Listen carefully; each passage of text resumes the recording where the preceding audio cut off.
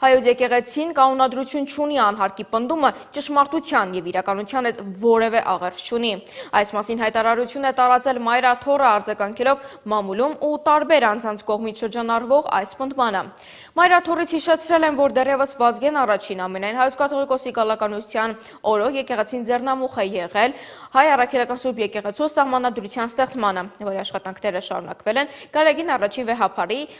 օրոք և ավելի լայն թափով ներկայիս Գարեգին երկրորդ կաթողիկոսի գահակալության շրջանում։